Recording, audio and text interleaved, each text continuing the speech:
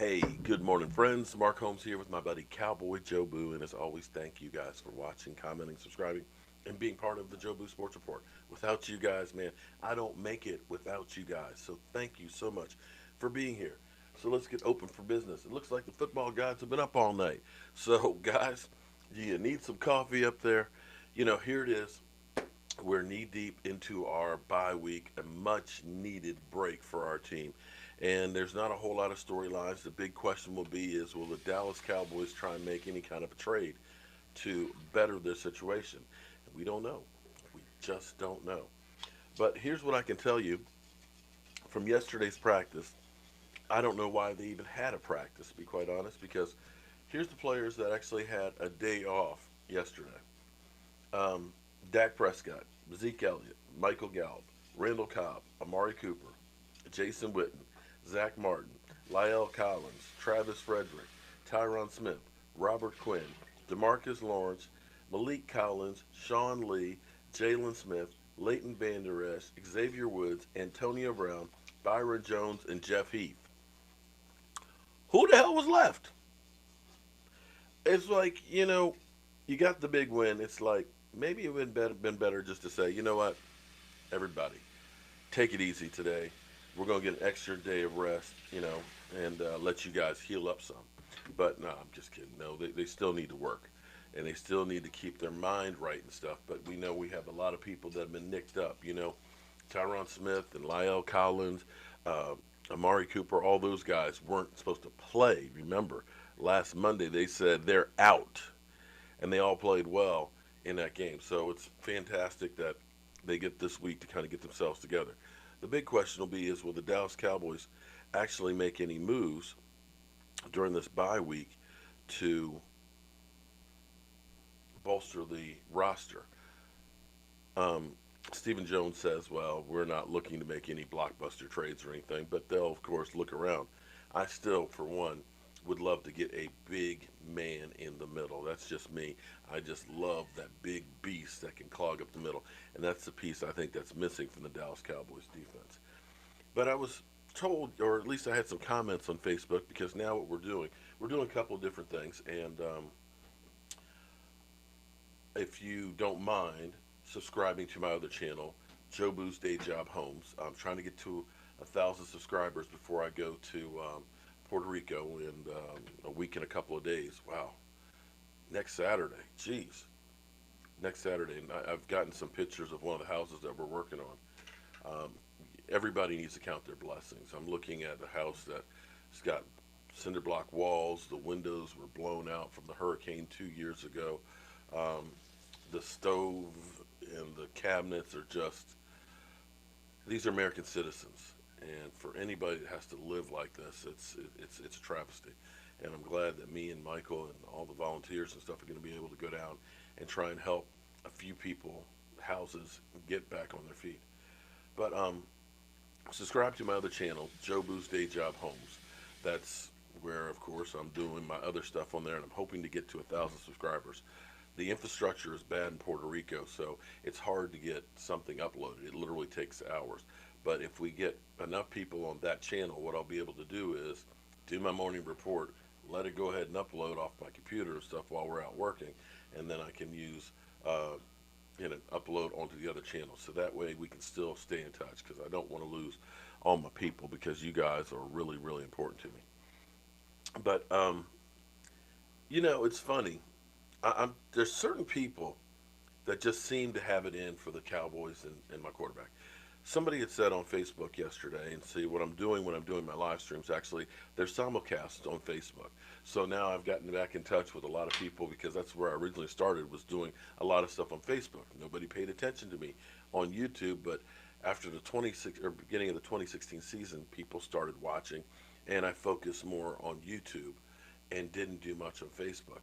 Well, now that I'm able to simulcast to my Facebook page and my regular home screen and stuff, people who used to know me from before are realizing, oh my God, he's still alive, he's still kicking.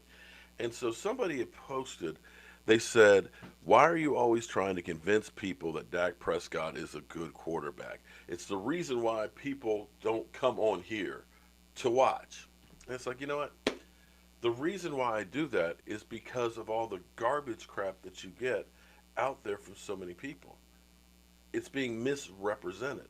And here's a great point right here to prove exactly what I'm talking about. David Carr, I don't know how this guy, maybe he'd been hit too many times in the head when he was with the Texans, getting sacked like over 50 times in a season. The guy has just straight hate for Dak Prescott. He has his NFL.com list of top 15 NFL offensive players. And I'm just going to give you a little brief heads up from the gang on Undisputed as they talk about it. Maybe.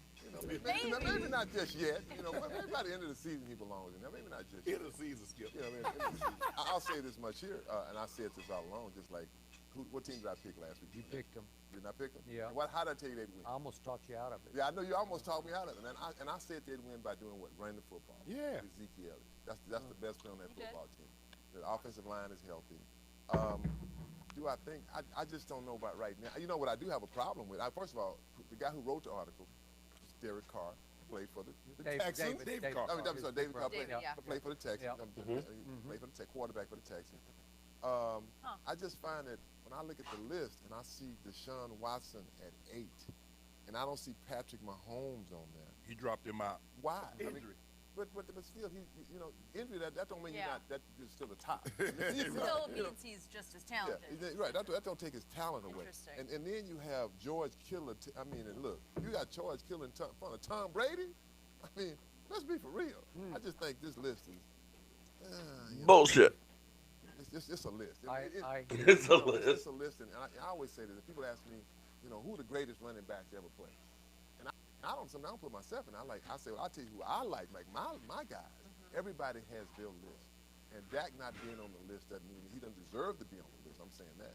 I think that right now I look at Dak as a game manager. I look at him as the guy that he's a good quarterback. I'm not saying he's bad. He's a really good quarterback. But the guy who really, to me, is the focal point of that football team, I know it's not the question, to me is Ezekiel Elliott. To me. And maybe he should be at the head of Dalvin Cook. I mean, I still think I like McCarthy too. I do like that pick, and Russell Wilson at one. I like that. But, and not see Julio Jones on there. I'm like, Stephon Diggs, I mean, he's had some good games, and he wanted to leave at one point. Julio just outside the top. Yeah, but that's outside. Yeah. He's not in it. Outside. Get what I see, though. I know what guy that is on the list. The guy that I told you the focal point of the offense. So good. The guy who focal point of the offense. Come on, Skip. But I guess someone else doesn't think that Dak numbers is as good as they appear. Because you put up those numbers against the Eagles. Aaron Rodgers had 422 yards and 2 touchdowns against the Eagles. Case Keenum, who once got benched for Dwayne Haskins, had 380 and 3 tubs. Cousins, first cousin, 333, 4 tubs. Matt Ryan, they won one game. 320 and 3 tubs. Dak Prescott, 239 a tub and a pick. So in other words, Skip Bayless, what you're seeing is that when Zeke Elliott can run the football, he number 4, you win. When your guy throws all these yards, or you play bad teams, you play Washington, bad. You play Miami, bad. You play the Giants, bad. You can win. Love but it. You got to play, the rubber needs to meet the road if you want to win a game. This stuff kills me. Put Zeke in. So, here we go again. Here we go. I cannot tell you how this just blows my mind. Yeah. I actually love it because my quarterback's going to love it because he's just going to keep making just all keeps y'all feeding off just of eat it. that fried crow every Monday. You did pick them, but you picked them for the wrong reason because you say Zeke drives the train. He does. He does. Quarterback, they'll go as far as my quarterback takes them, which is going to be a long way. To 3 straight L's. That's what you took quarterback to. Once again, Dak Prescott is the most underappreciated, over-criticized quarterback in NFL history. And show me one who's done more than he has with less credit.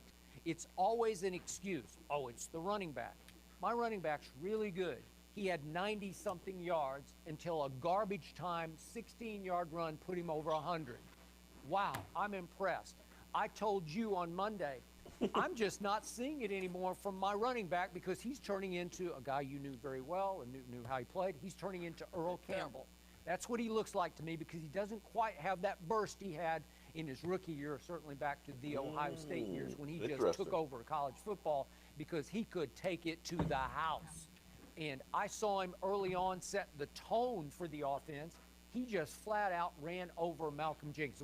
Can we see it real quick? Just this is just Humor Zeke it. in all his glory right here. Boom. Ooh. Oh. Again, that's Earl Campbell-esque. And Earl was really good for a little while, right? Just for a while. But he didn't last that long, and I sure hope Zeke lasts longer than Earl did. But then there was a... Now you keep running over there. You No, not doing that. Then, Tell him he did. look All at right, we've gone through enough of this. Skip is going to go through and defend our quarterback.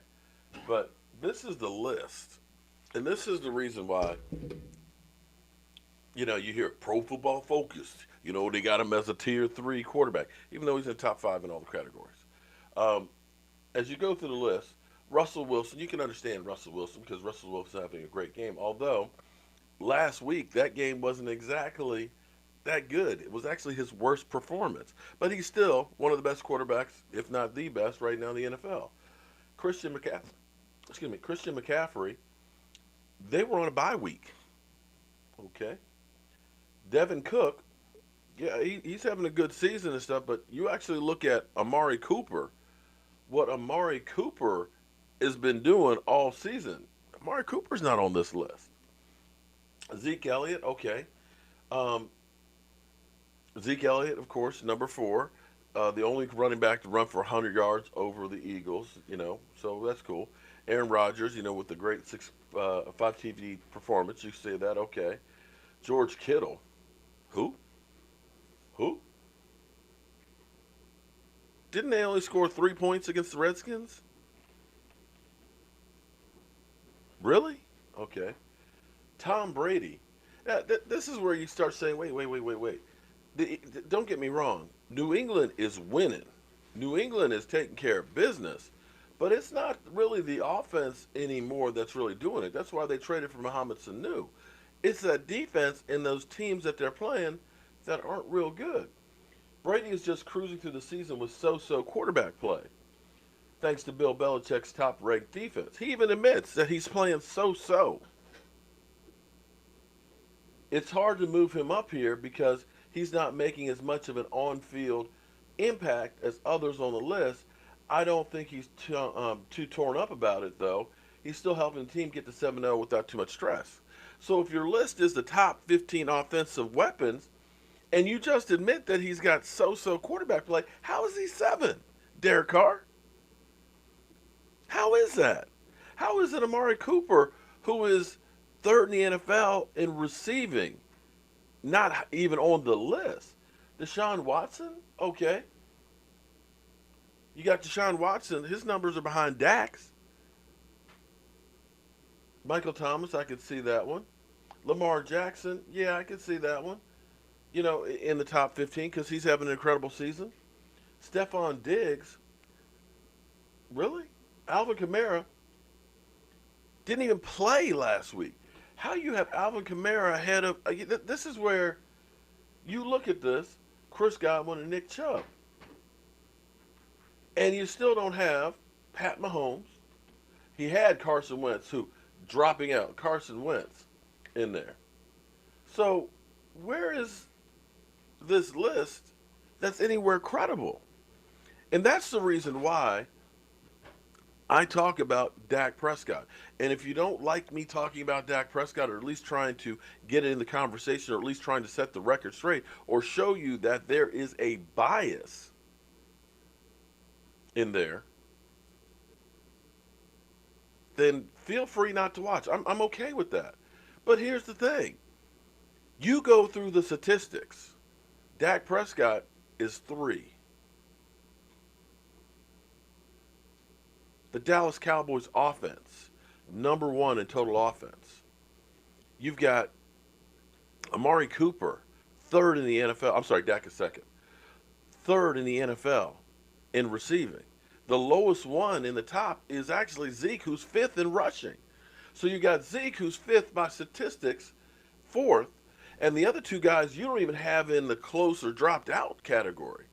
And that's why you look at some of this stuff and say, how are you considered credible? And it just kind of drives me crazy, and I guess it's a way of Derek Carr getting people to talk about him because nobody gives a rat's ass about him except when he says stupid stuff like this. Anyway, we're on a bye week, an opportunity to get healthy, and I hope that Dak Prescott does what he keeps doing, takes all of that doubt and stuff, takes it inside, and turns it into production on the field. I'm Mark Holmes, and make sure you guys subscribe to my other channel, Joe Boo's Day Job Homes, and I'll see you soon.